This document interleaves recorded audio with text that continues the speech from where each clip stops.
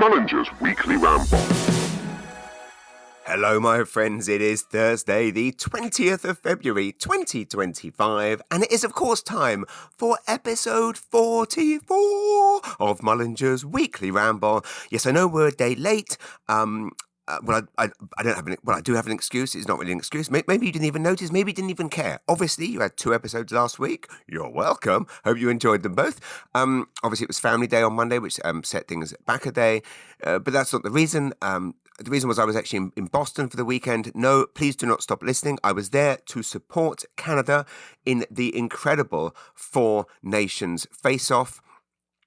We went to see the Canada game on Monday against Finland at the TD Garden Arena.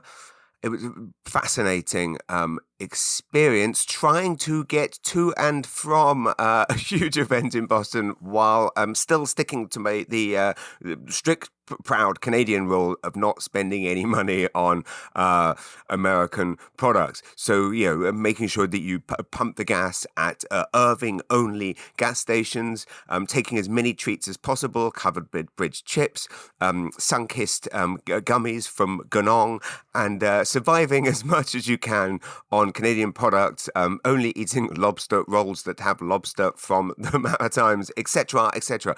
Anyway, all of this is to say, tonight is a sporting event that I think we can all agree is, regardless of the turnout, the result, going to go down in world history as...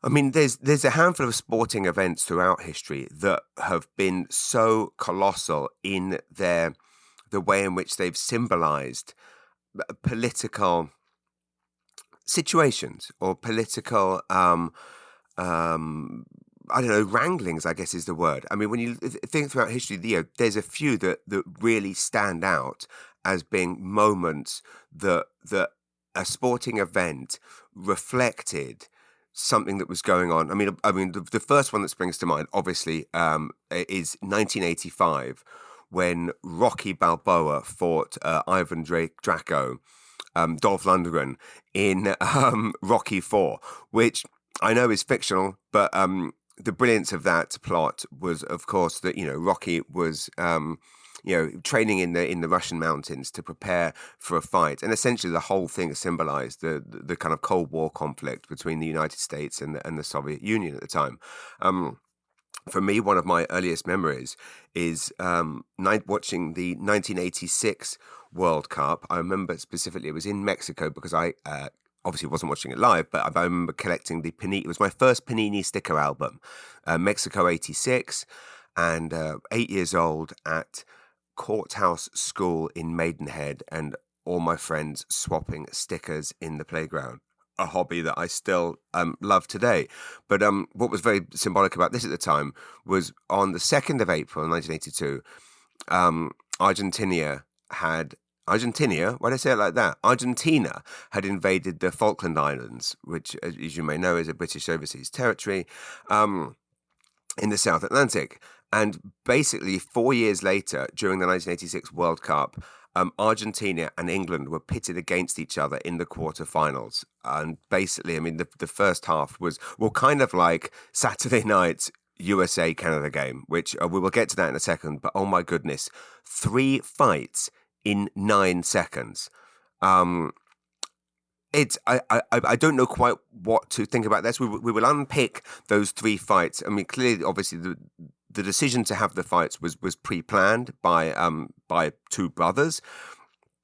I, as I've just discussed in this podcast before, have been trying to work on a bit about the bizarre dichotomy that is Canada, this peaceful, peace-loving nation, and how the national sport is basically the most violent sport in the world. I mean, obviously, UFC, etc., but it's the most violent sport in terms of fighting is not the point of it. The point of it is hockey. The point of it is puck in a net, and yet not only is it rife with violence and fighting, but that is not just tolerated by its fans, but actively encouraged. As I possibly mentioned before, conversely, in England, Britain, a very violent country, somewhat, fueled by aggression. There's lots of aggression on the terraces and on the stands and around football. But on the pitch, it's very peaceful. Quite, in fact, it's the opposite. It's the extreme of peaceful. I mean, the fact that these guys stroke up against each other and then fall to the ground, riding around to try and get a penalty. It's somewhat pathetic. Anyway, so this routine, as you can tell, is not. I am workshopping it. I haven't quite got it right. I'm at that process right now of.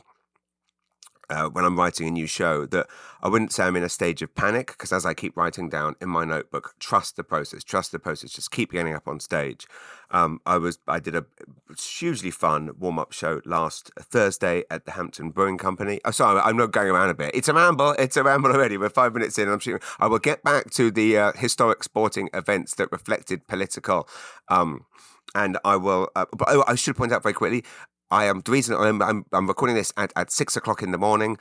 I am taking the bus very shortly to Halifax. I have a show. Well, obviously tonight is the big game, so I'm going to be watching the big Canada-USA game by myself in my hotel room, unless someone's listening to this and has a great plan. I'm guessing, actually, as many of you know, I love staying at the Sutton Place. Outside the Sutton Place Hotel is this thing called Rogers Square, where they do show sporting events on these big screens there.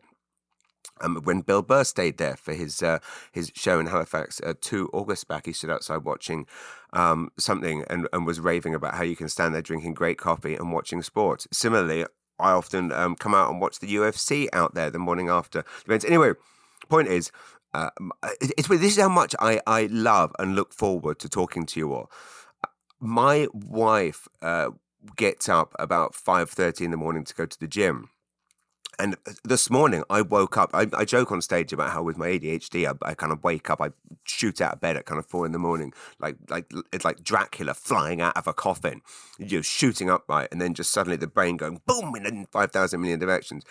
This morning that happened. I was so excited to get onto this podcast to talk about all the things that are happening, all the things going on in the world, specifically this Four Nations tournament, which is just phenomenal. Like I say, the experience of being in TD Garden on Monday, seeing Canada win, was absolutely incredible. It was so funny walking into TD Garden and just bumping into so many people from New Brunswick, and then seeing bumping into friends who travelled there from Toronto and other places.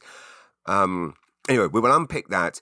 I'll just quickly say, so yeah, last week in Hampton, it was the day of that terrible snowstorm. Of course, during the day, getting tons of messages, the show cancelled. Now, I would never encourage, obviously, if anyone doesn't want to attend a show due to it not being safe out, I'm always going to refund tickets or move the tickets to another date. Completely understandable.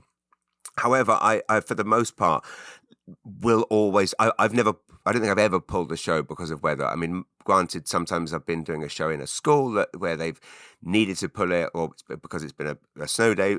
Legalities, but I myself would always make it. I think I told you the story of when I had to drive from Halifax to Woodstock in the worst snowstorm in years, right before Christmas, in a rental car without winter tires. Took me 10 hours. I will always make it. Partly because, where we live in Canada. If you cancel everything because of the threat of weather or some bad weather, we'll never do anything. I mean, the key is obviously just being safe. And this is one of the things, and touch wood, when I'm stuck in a rental car without any winter tires, go slow. The amount of times I'm on a highway and some idiot shoots past me at a ridiculous speed, and then minutes later, there they are in the ditch.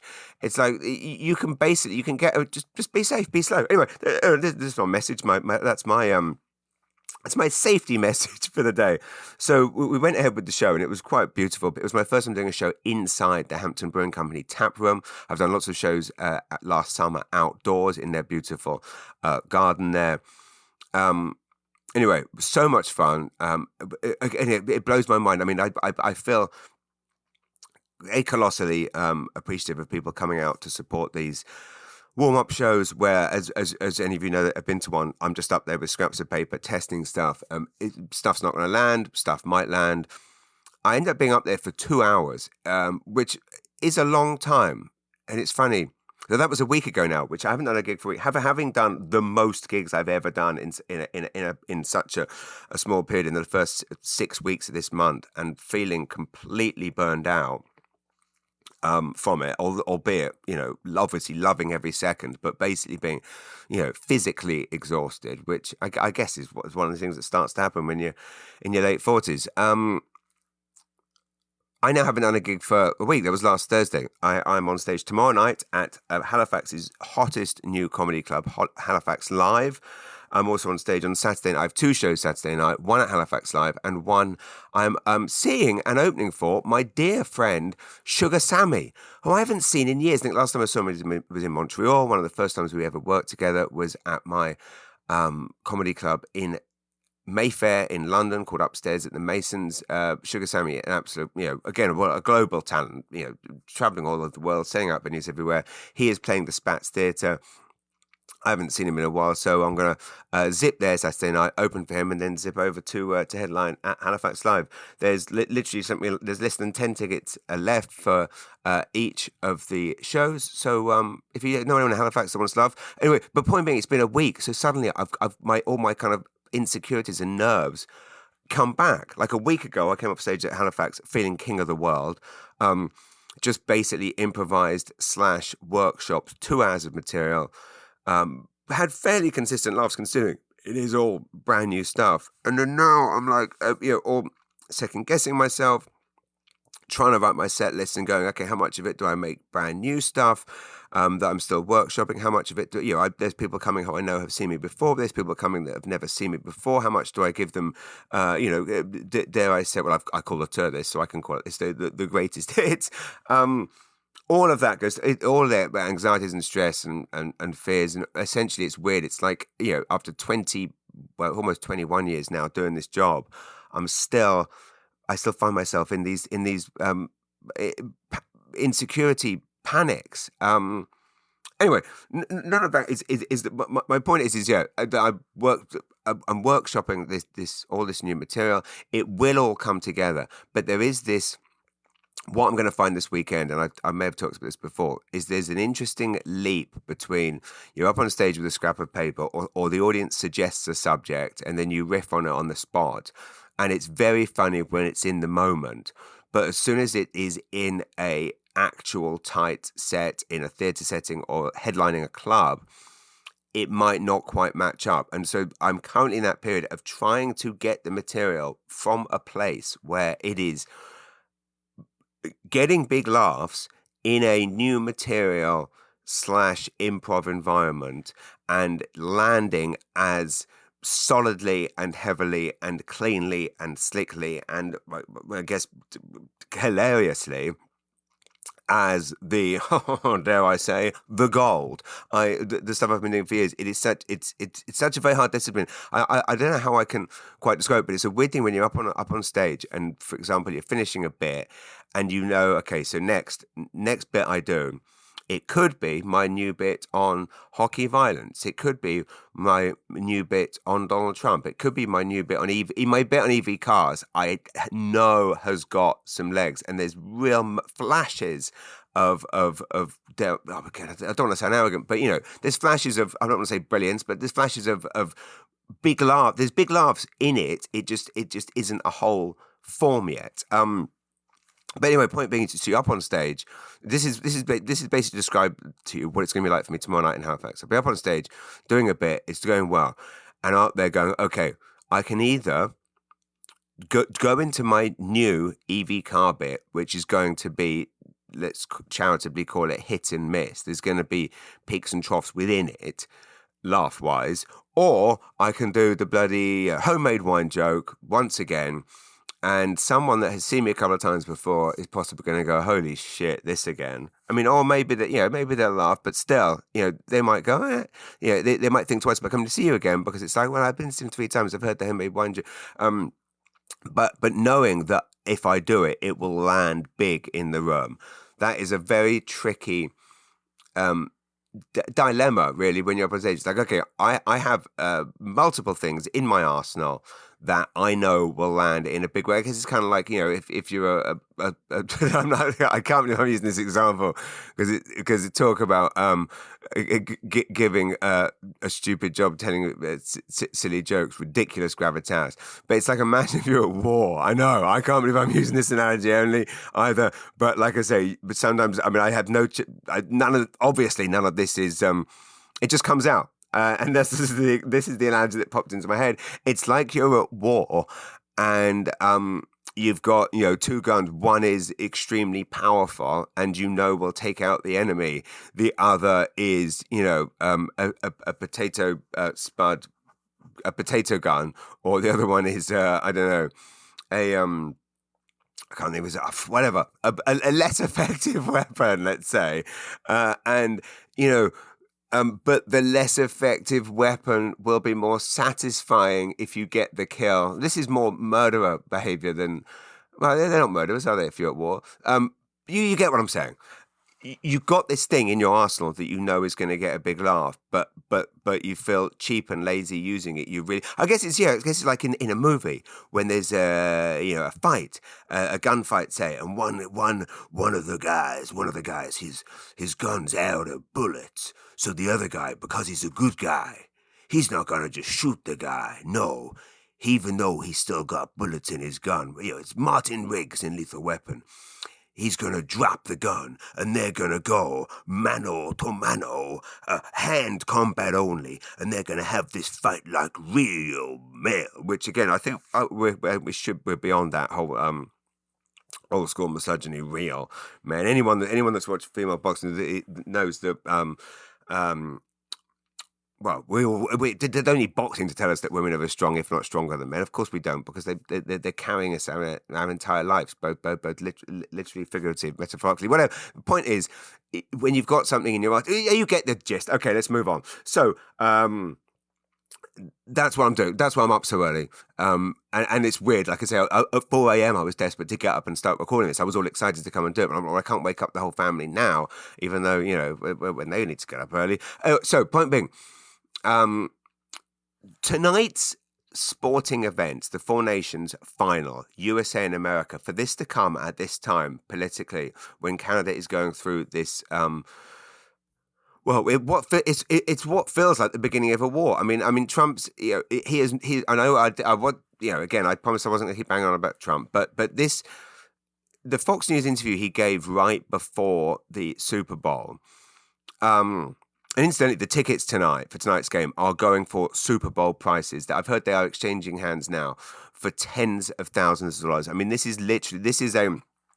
tonight, whatever the outcome tonight, this is going to go down in history as one of the sporting events, one of the biggest and most symbolic sporting events in history. It is going to spawn a movie. If America wins, I know. If America wins, it's going to spawn a huge American, jingoistic, bombastic movie, possibly starring The Rock as the coach, and possibly starring Vin Diesel as the, I don't know, locker room janitor. I don't know. And it will be all about how, this kind of, what didn't help, and we will get to Saturday night's game, is obviously, so the three fights in 9 seconds, they claim stem from some Canadian fans booing the American, is it called a national anthem? Yeah, American national anthem, which is obviously wrong. It's interesting seeing one of the things that Trump did has obviously been uniting Canada recently, which is one of the few positives come out of this whole thing, is Canada united.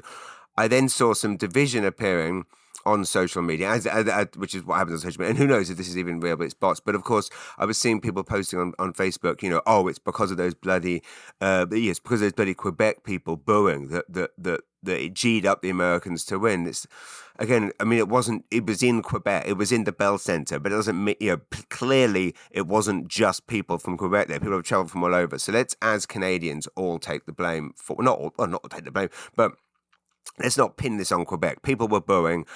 Also, clearly, those brothers, the Ninchuk brothers, had clearly already planned to have those fights, so it wasn't to do with that. But point being, tonight is going to be a if America wins, it's going to be a huge American movie, sometimes about how America defeated its. I can't believe I'm even saying it, but this is basically what's happened. It's new enemy, Canada. Obviously, if Canada wins, we will create an extremely low budget, made for TV, movie about the win that Canadians will see and no one else will see. I mean, this whole thing is headline news all over the three fights in 9 seconds. I mean, Canada has never been in the global news so much as it has these last few weeks. So yes, so tickets are going for tens of thousands of dollars. As I mentioned, Trump said before the Super Bowl, he said, "I love Canada. I have so many friends in Canada. You can't count them." I mean, it's funny sometimes how he says things. I love Canada. I have so many friends in Canada. You can't count them. I love Wayne Gretzky. I love their tradition. I love ice hockey. If they were a 51st state, the Canadian citizens would have a much lower tax rate, much better medical. I hadn't even read that one. That is hilarious. I mean, again, the whole "I love Canada, I've got friends in Canada," I mean, does sound very much like the "I'm not a racist, but," and "I love Canada, I love Wayne Gretzky." Again, it's like, I'm not a racist, but I once bought a Michael Jackson record. I mean, it's like it's one of those things that yeah. Anyway, the 51st state thing is not going away. After I have seen terrible things. Americans, rant again. Not all Americans, just to be clear, not all American. But I've seen people posting on socials about, "Screw you, Canada, boo our national anthem. We will get you." I mean, it's created a division which is not supposed to be there. Obviously, our heroic hockey players have been just. I mean, Sidney Crosby our hockey players have been have shown why they are Canadian royalty. I mean, again, Sidney Crosby. Well, I mean, I guess all they literally walk on water. I mean, they literally do. They literally, they are maestros on the ice. Like I said, I mean, I'm so in awe of hockey. I'm in awe of watching my son play hockey. I'm in awe of anyone that can. I mean, if anyone's seen the video of me trying to skate, I cannot even stand up on ice. So to watch people do this thing. Blows my mind. So anyway, let's get to the point. So Argentina, when they played England in 1986, it was a very, very basically the grudges between the two nations were spilling out onto the pitch. That match was remembered. It's one of my earliest memories. 8 years old when Argentina, Diego Maradona, one of the greatest of all times. Scored after forcing the ball past England goalkeeper Peter Shilton with his hand, despite complaints and everyone kind of kicking off, the goal stood. And even though there were disputes over that, Maradona did then score again, and Argentina proceeded to win the 1986 World Cup, ultimately defeating West Germany. Now, that moment in history felt so unfair. It's interesting now, I don't know if you know this, I'm sure you do, that in British football, soccer now, there's a thing called, I'm spelling, is it VAR? I can't remember VAR, that's what my son plays on. But whatever it is, now everything is videoed. So if there's a dispute, they're going to check the video, which takes, I mean, there's still refs, obviously, but the decisions are based on video. Now, a lot of people are now saying that this has ruined the sport, although, like I say, it is weird that throughout history there were these divisive these moments that were very, very disputed, should we say? There's other instances of sport obviously bringing nations together. For example, I mean, at the Winter Olympics, athletes from North and South Korea marched under a single unified Korea flag during the opening ceremony. And then in April, the leaders of North and South Korea met, which was the first time that the two nations had been met in 10 years. And many put it down to that moment. So there's been all kinds of historical moments. I mean, the United States versus Iran in 98. and obviously, tensions between the US and Iran have simmered for, more than 50 years. But when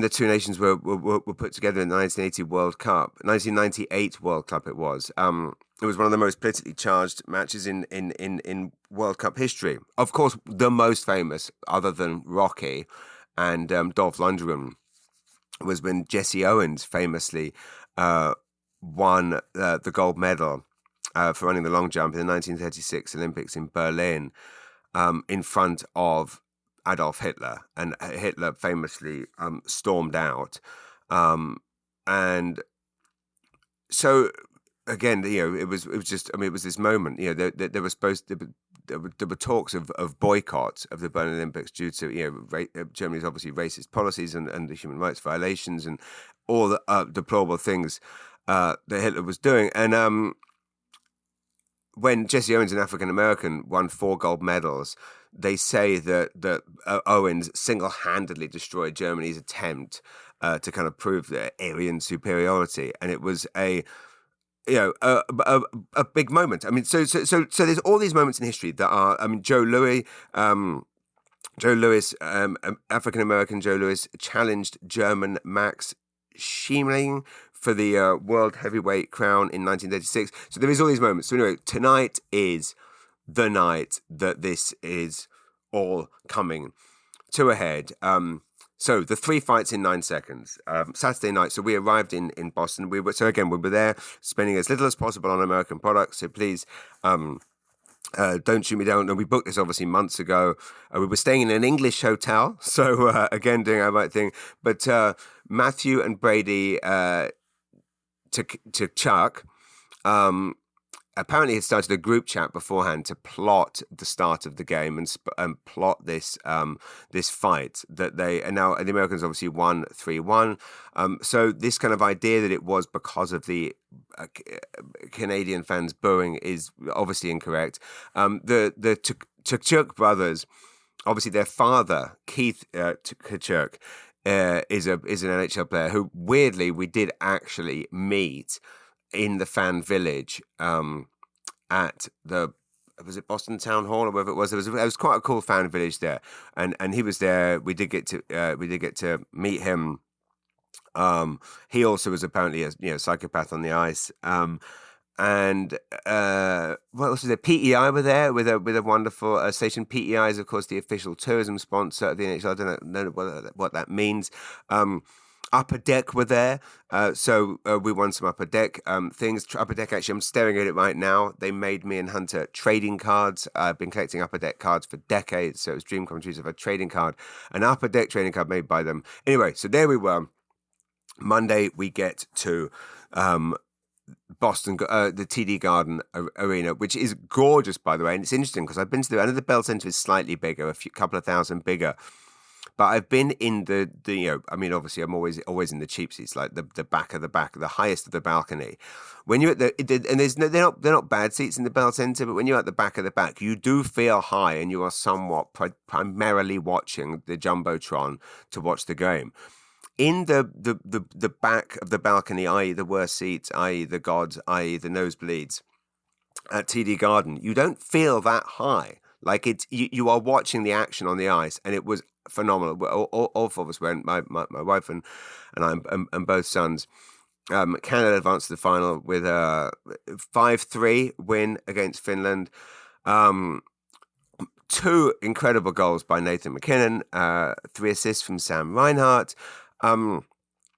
We actually were in the hotel lobby, and Nathan McKinnon and Brad Marchand and other amazing goal scorer Connor McDavid walked past us. They nodded to us. We nodded to them. We wanted to say something, but also didn't. It's a funny thing, that I know, knowing whether to. They were obviously focused on the big game. Clearly, we wanted to jump up. And my son especially, kind of wished he had jumped up to get a picture. It didn't feel right in the moment. They're going up to this huge game, so much pressure with everything that's going on in the world. But also, I mean, it's a huge deal anyway. But I mean, it felt good to get a nod from Marchand, McDavid, and McKinnon.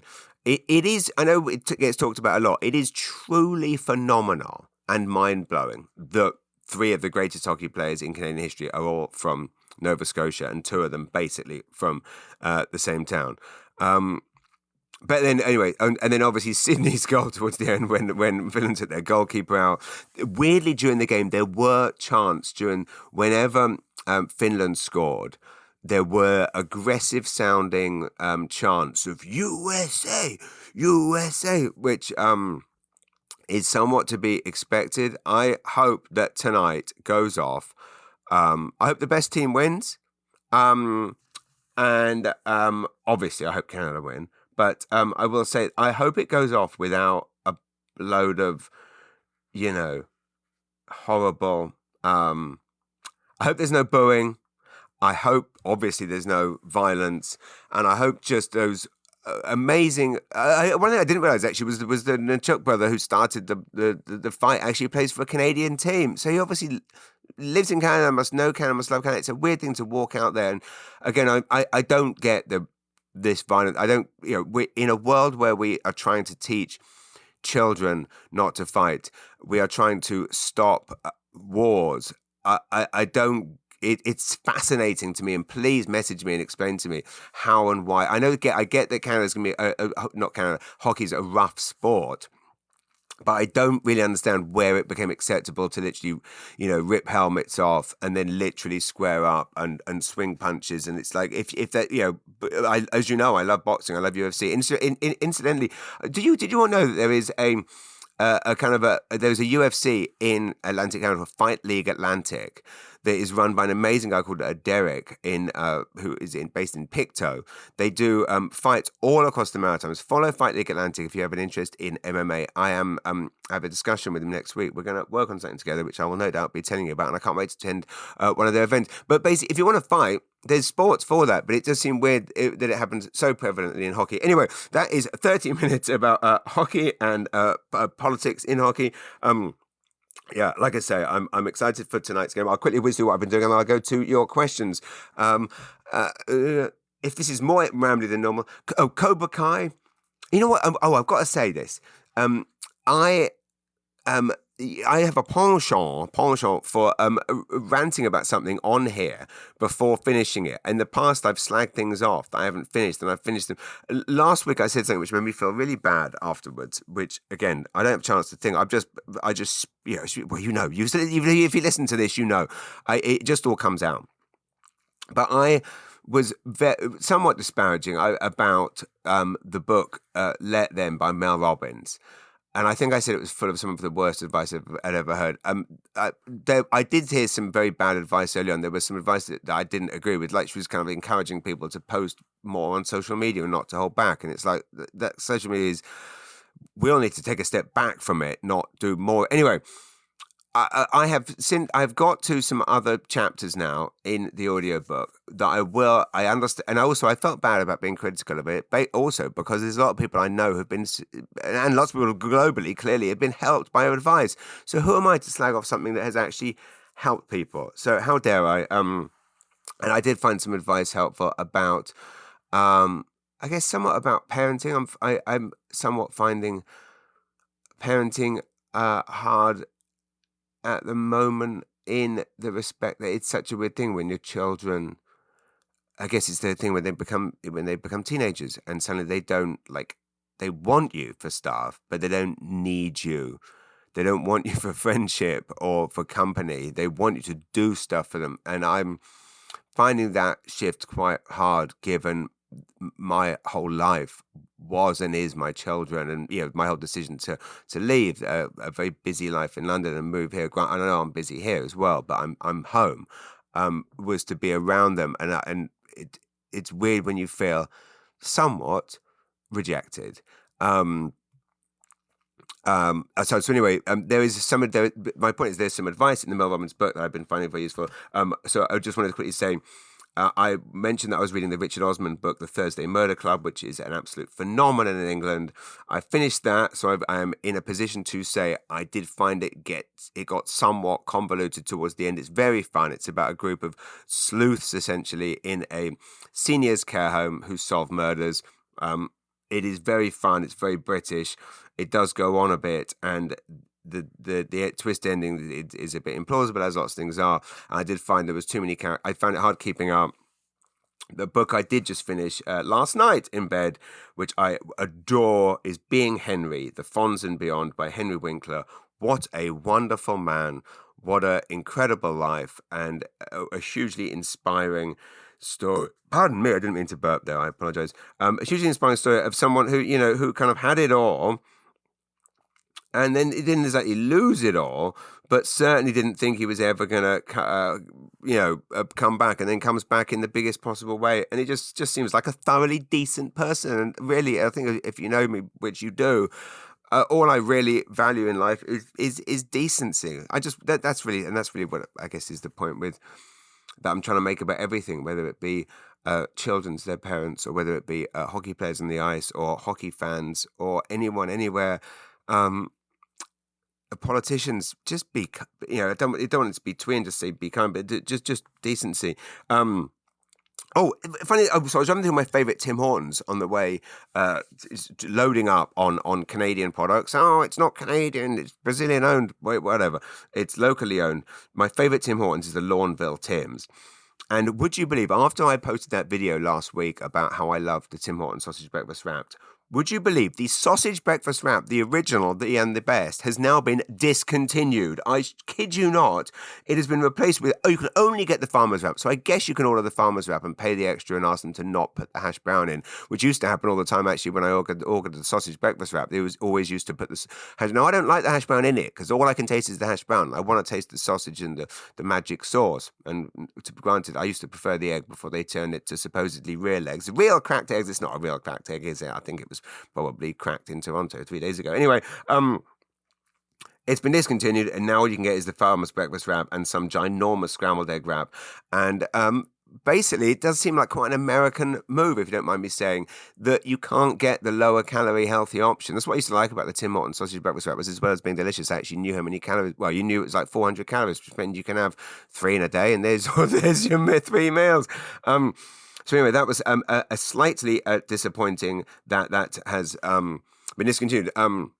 Saturday Night Live's, it was Sunday Night Live, but Saturday Night Live's 50th anniversary was on Sunday night. I watched most of it. One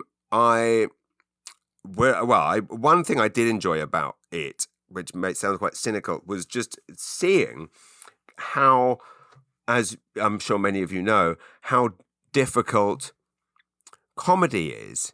The biggest and best comedians in the world of all time ever, with an unlimited budget and global reach and global appeal and all the privilege in the world, and I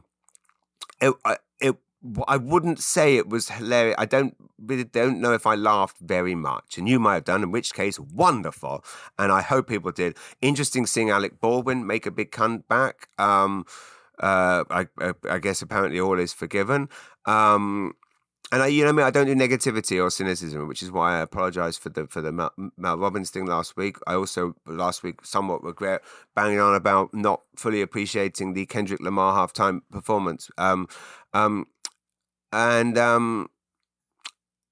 So point being, I didn't find it hugely funny, even though but again, it made me feel, you know what? I'm going to be arrogantly, it made me feel proud. I'm standing there watching a couple of hours of the biggest and best comedians of all time ever, kind of somewhat, Adam Sandler's song was very moving. Especially when, like me, if you've grown up watching Saturday Night Live. I grew up watching, had some of the first videos I ever owned were the best of Chevy Chase and the best of John Belushi and the best of Dan Aykroyd. Saturday Night Live videos released on the Warner Home video label that I rented at first, then saved up and bought and watched over and over and over again. But Adam Sandler essentially did the same trick he did at the end of his last stand-up special, which is do a song that involves naming lots of things that you really like. Oh, interesting about the anyway. So my point is, it made me feel very bad thinking, okay, well, I walked on stage at the Hampton Brewing Company tap room and made audience laugh for 2 hours using new ideas and material and ideas just with them, and then I sat in a room full of people watching the greatest comedians in the world and the most highest paid and richest and blah blah blah blah blah blah blah blah, blah with all the privilege and all the and I didn't. No one laughed. So I guess it's all subjective, and I guess my point is if you did watch it and didn't laugh, then go and check out some of your local comedians, because trust me, there's some great ones out there. The White Lotus restarted. Obviously, just the first episode has aired on HBO / Crave, which is a Canadian owned streaming network, and it was great. I mean, again, the usual thing, very intriguing. You don't really know what's going. Always brilliantly well observed for how these resorts are. What else? Yes, I mentioned Cobra Kai. Cobra Kai is a fascinating phenomenon. I think I've talked about it before. It's like 7 seasons of middle-aged men basically fighting over a strip mall dojo. Absolute paces. But the genius of Cobra Kai is the way in which it kind of brings back all these characters from the Karate Kid movies. Characters which, I mean, no one barely saw the Karate Kid movies past the first one, and our memories of the first one, I mean, I guess were fairly fresh in the mind, and it was such a wonderful moment. But to bring back a villain from like the 3rd and 4th Karate Kid movie, who then proceeds to, take over an entire arc of like 5 seasons.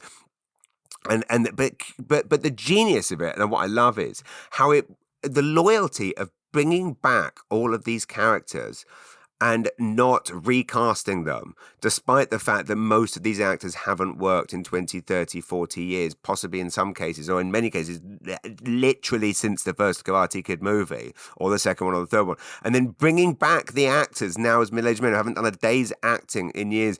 And so some of the acting is some of the writing is very kind of Days of Our Lives, soapy, but it just feels right the way that they do it. So anyway, I really love that about Cobra Kai. Although here I am talking about it, I haven't finished it yet. It was one of those shows that I watched with my kids, and then they went and watched them all without me. Anyway, not that I'm not going to start being that dad that starts getting certain things that. So I will move on to your questions.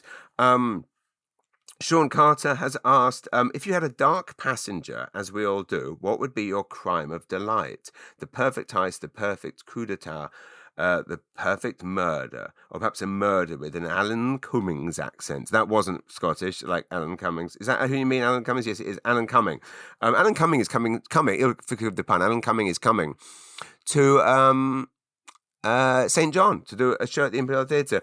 What would be Sean, I do fantasize about perfect heists. I have to be honest. That is one of the things I think about a lot. The perfect heist, and I guess also clearly it would need to be obviously a victimless heist. It would need to be a heist for the right reasons. It would need to be a heist against the Bank of America that has to be done. I would get commissioned by the new leader of Canada, or the old leader, or no, someone forms a secret, the Trailer Park Boys form a secret league of Canadian gentlemen who are tasked with bankrolling, getting Canada's military a second tank, and I am forced to rob the Bank of America to so that we can arm up. And this is a movie. This is a better movie than the Canada wins. It's going to be a great movie. The Canada wins the Four Nations tonight. Fingers crossed. No, I don't want to jinx it. And I have to rob the Bank of America and finance what unfortunately seems like a possible, inevitable war. Okay, here are your questions, and then I will go and get the kids up, make them breakfast, take them to school. Sadly, say goodbye to them because I have to go away working for 4 days to pay for this wonderful life they have, and they probably won't even want to hug me goodbye. And then when I text them over the weekend, I will get one-word answers. Tim Andrews, my beloved Tim Andrews, my favourite Brit in Nova Scotia, Hope I'll see you this weekend, Tim. It's Trump's master plan to unite Canada because it's working. I'm ready to go fight on the beaches. That reminds me, watch Darkest Hour over the weekend. That's some fight right there. I haven't watched The Darkest Hour. That is Winston Churchill. Our leader, our new leader of Canada, whoever that turns out to be, should be watching Darkest Hour to learn from Winston Churchill because that's where we're at. Trump's master plan does seem to be to unite Canada. It has worked for the first time ever. Suddenly, it's weird. Like certainly here in St. John, where beforehand it'd be like, people going to bloody Irvings, and then suddenly now I'm seeing posts on Made in Canada, Canadian products Facebook group, and people are saying, "Hey, why isn't there more refineries in Canada so we can refine our own oil or gas or whatever it is?" And suddenly it's like because we're united, it's like and again, even like people aren't slagging off Alberta anymore, and Albertans aren't slagging off New Brunswick anymore. So that I think his master plan is to unite Canada, and it's bloody working. And tonight more so than ever. Jared Lewis Davidson, Jared, my wonderful friend, amazing man. I need to liaise with you about doing a gig in the rural town that you mentioned. If you were to go back and change one thing about your life, what would it be? Cheers, brother. Well, the old cliche that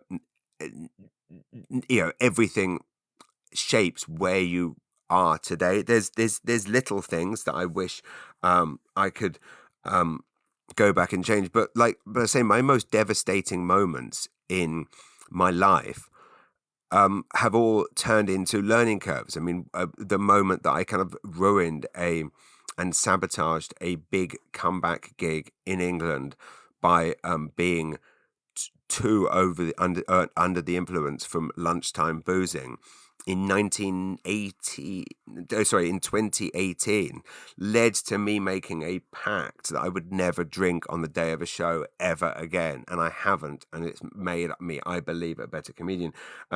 One thing I'd possibly go back and change is a mortifying moment when I was fell in love with and was dating a girl while working at WH Smith's, and we agreed that when she went traveling for a year, we would break up, but we decided to stay together. And then I flew out for her birthday to see her in Bali, and arrived at the airport and went to hug her, kiss her, and she kind of pushed me and said, "What are you doing?" We broke up, and she had written me a letter telling me we'd broken up, which I thought I'd never received.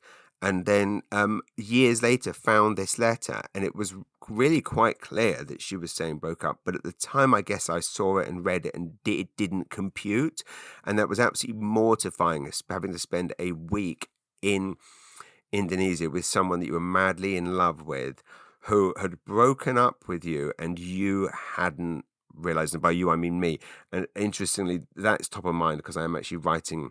That's one of my jobs for today's bus. And by the way, don't be all writing to me saying you can't go on the bus, you'll get beheaded. I know someone once got beheaded on a bus once, but people have got beheaded, different places too. Oh my God, what is with all the planes incidents going on?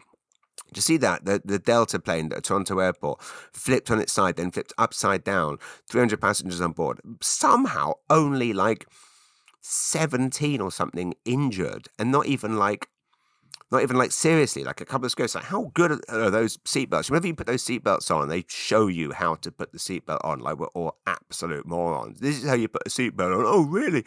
Never put a seatbelt. We always think to ourselves, we always kind of joke, what? This isn't going to protect me in a plane crash. And then suddenly, Jesus Christ, the entire plane flips over. Delta have offered the people on the plane, I think 30 grand each, which, if it's not that Delta's fault, i.e. it was a freak wind accident, 30 grand, not bad. If it is in any way, shape or form, I don't know how a driver flips a plane. Well, I guess you can. I don't know. I've not flown any planes for a while. If it is in any way Delta's fault or Delta's pilot's fault, then 30 grand is not that much. And a class action lawsuit could definitely get a lot more. There's another movie. There's another plot of a movie, which again, if given it involves an American airline, a big Hollywood movie with Julia Roberts playing the lawyer, a class action lawsuit, getting all the passengers on board. Although I guess they have been hard done by, but equally, anyway,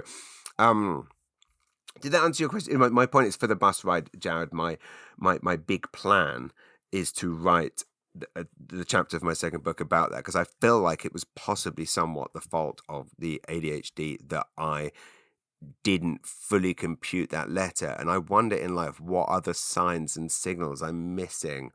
I did think, I must admit, when I went in for the testing, I I was very much expecting, when I went to the ADHD test, for there to be some. I wasn't going to be surprised if they told me that I was autistic. I do miss reading a lot of signs. Obviously, on stage, I have to read a lot, and I'm kind of hyper aware. But anyway, that was I would. So if I would change one thing about my life, it would possibly be that I'd possibly not embarrass myself in that way, Jared. But I will. This is a good theme. I believe Jared's question, if I would go back in life and change one thing, what would it be? I think that should be a weekly thing, because I have so many that, again, you don't want to change anything because all the things that make you what you are. Oh, Caitlin Dean, wonderful Caitlin Dean. Again, go and see her live if you have a chance. Phenomenal talent. And a beautiful person as well. Just one of the greatest people around. And you can tell that by the love that people have for her when you meet her friends, but crucially, when I meet other comedians who've been working with her. It's interesting just how, and journalists that work with her for years, and other former colleagues. Just it's funny, like, that's, I think, one of the things that I gravitate towards in life is those people who really essentially don't have a bad bone in their body and don't think ill or treat anyone ill. Anyway, my review of the SNL 50th anniversary. Thank you, and I did do my review of that. I guess, like I say, it was full of people that I loved. I thought Steve Martin's monologue at the beginning was very brilliant and well judged and funny. I did laugh at the Steve Martin monologue. Granted, I was also, in a hotel room, distracted, still buzzing from the excitement of the Canada USA game the day before. Final question, Janice McAdam. Wonderful, Janice. It was so lovely to see you at the Comic Sutra Comedy Club in Fredericton. I actually will be back there soon. It is a very weird thing trying to navigate. Right now, we have so many jobs, and I think I mentioned this. We sent the magazine to print last week, and we have a bilingual edition of the magazine, which we are putting the finishing touches to now, which again is another one of my jobs, in addition to writing a chapter for the book on the bus today. By the way, I'll be on CTV morning live tomorrow morning at about this time, 7 and 8 a.m. tomorrow morning, talking about the weekend's shows. Also, I noticed in Halifax at the cinema on Spring Garden Road, they are showing The Brutalist on Saturday. So I feel like that might be the only chance I get to see The Brutalist, the 4-hour Adrian Brody epic that won. Oh, that's what the BAFTAs were last week. We can talk about the BAFTAs and Oscar predictions on next week's show. Janice's question is, it's a weird dichotomy. Wanting, as I mentioned before, wanting to be super busy with gigs. Like, as I say, I know I've banged on about this a lot, but those Horizon gigs I did in January was the most fulfilling and enjoyable gigs. But I literally, obviously, convinced myself it was going to be a disaster. I was going to blow it. I felt such pressure that if anyone deserves a laugh, it's healthcare workers. What if I don't do it right? Blah blah blah blah blah. And then I went and just at the time of my life, and I really can't convey how satisfying that was. And literally January 2025 will go down in my own personal, mental history. As it's just nice when you have these moments that you can kind of sit, push into your head and go, that was a fun time. But again, I did end up completely burned out, as many of you know, and it's weird now being in the position where I don't know, I'm rambling again. I want to go back to the Comic Sutra and do more shows, but my year is essentially filled up. Like, essentially, I'm filled up with shows. I have tons to announce. I'm doing shows everywhere from, like, Campbell's Comedy Fest. I have a couple of debaters appearances coming up. I'm doing a show in a tiny little place called Cow Bay in Nova Scotia. I've got the Cape Breton Comedy Festival. I've got numerous corporates and gigs. I've got Yip Cider shows to come up. I've obviously got the 2 shows in Maine. Tell me this, I booked these shows in Maine. Maine to me feels like an extension of New Brunswick. There's lots of good people there. Do I need to be embarrassed about promoting the fact that I'm doing shows in America? Am I breaking the rules of our new rules? These shows were booked well in advance. I've been, trying to get booked by these theatres in Maine for years. It's finally happened. And then the day that the tickets went on sale was basically the day that Trump decided basically to say the 51st state invasion, blah, blah, blah, blah, blah, blah, blah, blah. And I'm now feeling embarrassed about promoting them on socials in case you all judge me and hate me for breaking the rules. Can I go there and do the shows and make American money and bring it back here and pay the taxes here in Canada? Can I bring the money back and donate it to a Canadian charity? Can I agree to spend all of the money I make in America on Canadian products? Does that help? I'm taking money from Americans and putting it in Canada. Does that make it okay? Could you please tell me? Answers on a postcard, please, or an email, comedy@jamesmanager.com. I'm also planning... I have a week actually in June where I've got going back to the St. John Theatre Company to do another round of improv shows, and I've got a big corporate for the unions on Friday that I'm doing, I think, in the Cornhill. 7 nights on the trot, that is. So anyway, point being is I'm packed with gigs, and yeah, I still want to do more because I love it, and I don't know, it's a hard one to reconcile. And also, of course, want to be around my family even if they don't want to be around me. Did you hear that Cypress Hill are coming to Atlantic Canada in May? I haven't seen Cypress Hill live since the Reading Festival in 1994, which interestingly is when I saw Ice Cube. So I saw Ice Cube and Cypress Hill that same weekend, and both of them have come to TV stations in the space of a year. Anyway, I'm going off the point. Janice McAdams' question is as follows. Do you ever use Pam as a sounding board for new material? Answer, yes, somewhat, but as she will tell you, she kind of comes up with a lot of the material, to be fair. Like the whole used to be joke, her idea, I didn't think it was a good one. She said you should definitely do something about the way people give directions here. She often jokes about the fact that I am... she often makes jokes, which I then take offense at. And she says, oh, you're supposed to be a comedian. And the kids always say this, oh, you're a comedian. Your whole life is jokes, but you can't take a joke. And it's like, well, that's not a joke. Blah, blah, blah, blah. Anyway, we have these big debates. I do use her for sounding boards, and she's actually great for it. And if I say to her, I'm desperate for, and I'm looking for new material, she'll come up with ideas. She is... I believe she also came up with she found the headline, the St. Stephen couple hopes to open Pit a Pit. Interestingly, speaking of the St. Stephen couple that hopes to open Pit a Pit, I bumped into lovely Robert Mills, who used to own the Pit a Pit with his wife Catherine in St. Stephen. I bumped into him in St. Stephen on Tuesday on the way back from Maine, because again, second we got out, didn't eat the whole way back because you can't buy American products. So we bought our food at Superstore in St. Stephen, right next to the beautiful Ganong factory. Bumped into Robert, no longer in the Pit a Pit business, but now in the real estate business. Wonderful man, wonderful couple. I'm rambling and going super fast because we're running out of time and I've got to get the kids up for school. Janice's second question, when you retire years from now, what are some hobbies you'd like to pursue? Because I'm thinking you don't really have time now for, say, making homemade wine. I love your rambles. I was sitting in the hospital and listening to PC, and I let a giggle come out to me that drew attention to me. I just said, yes, you've got to listen to Volunteer's Weekly Rambles. It made my day, put a smile on my face.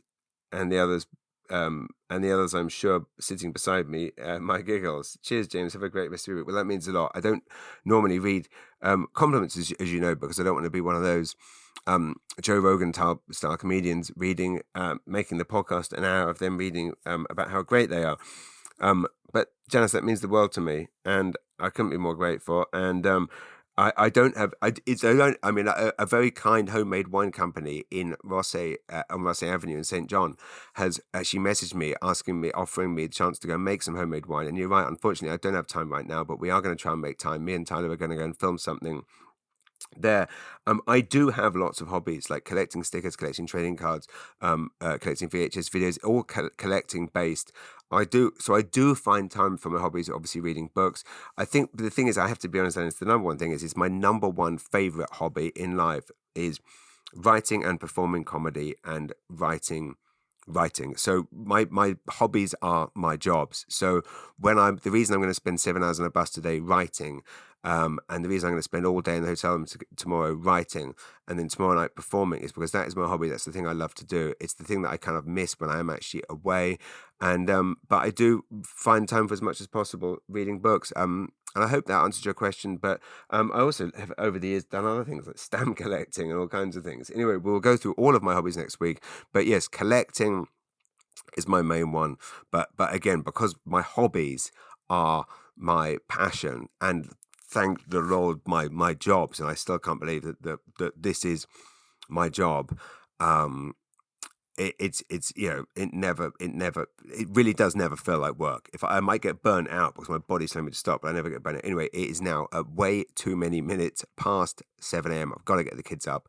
Thank you all so much. Thank you, Janice. Thank you, Caitlin. Thank you, Jared. Thank you, Tim. Thank you, everyone, for your questions. Love you all very much. I will be on the bus to Halifax very shortly. Please pray for me and hope I don't get beheaded. And if you know anyone in Halifax that likes watching comedians who almost got beheaded, please tell them to come and see me at Halifax Live Comedy Club. It is a beautiful, beautiful club owned by Jake Hirsch, who actually runs a comedy festival in Alberta, which I'm doing that in October as well. So many shows, so much fun.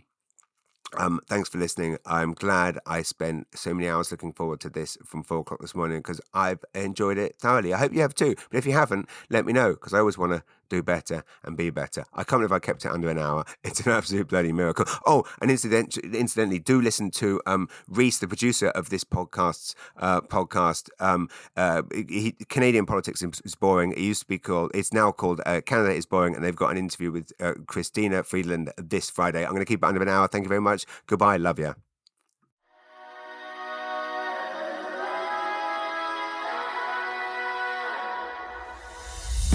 Mullinger's Weekly Ramble. You've been listening to a Podstarter production.